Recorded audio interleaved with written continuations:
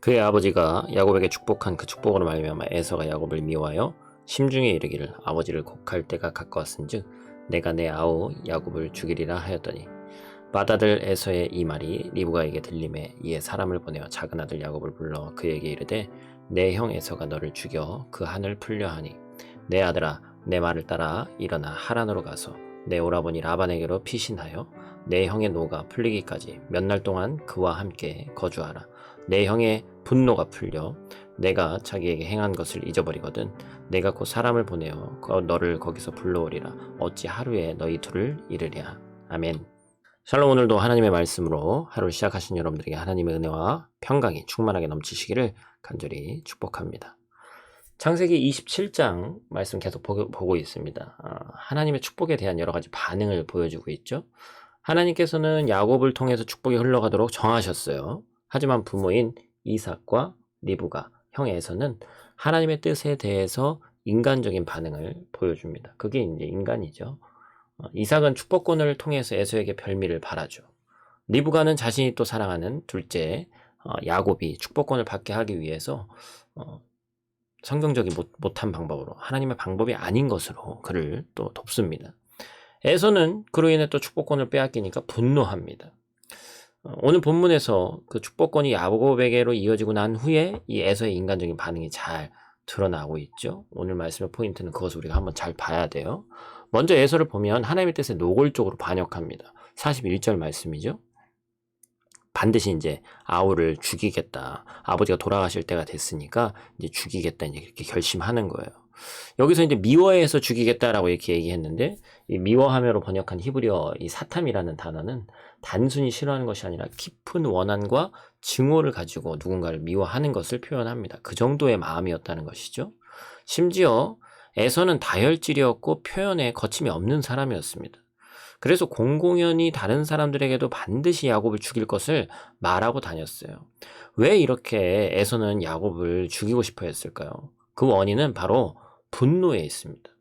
이삭의 축복이 자신의 것이라고 생각했기 때문이죠. 그래서 자신의 것을 야곱이 탈취했다고 생각했고 그 분노가 미움이 된 거죠.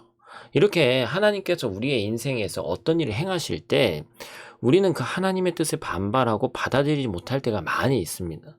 그때 나타나는 모습이 바로 오늘 본문에 나타난 이러한 모습의 분노죠. 그럼 왜 분노할까요? 그것은 사실 단순합니다. 하나님 뜻대로 되기를 원하는 게 아니라 내 마음대로 되기를 원하기 때문에 그런 것이죠.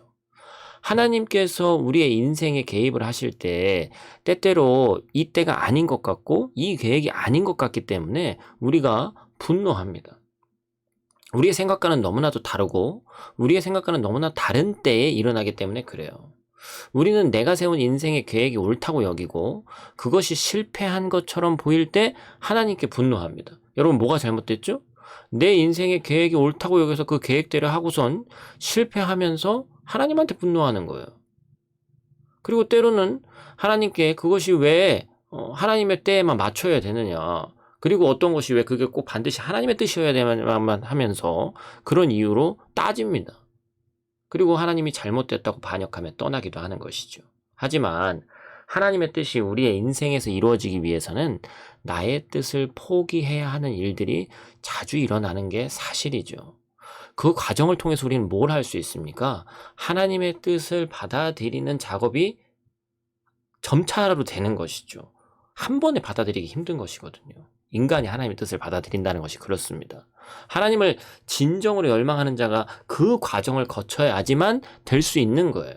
그런데 이것을 받아들이지 못하면 평생을 분노로 미움으로 살게 되고 신앙을 떠나게 되고 상황에 대해서 불평하고 사람에 대해서 미워하고 하나님께 원망하고 마는 것이죠. 이것이 바로 에서의 오늘날 이 본문의 모습과도 같습니다.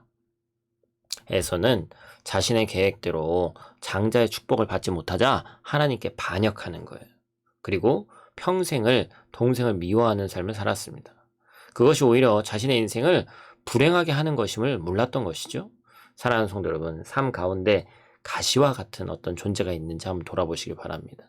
그를 나의 인생을 위한 하나님의 도구로 인정하시길 바라요.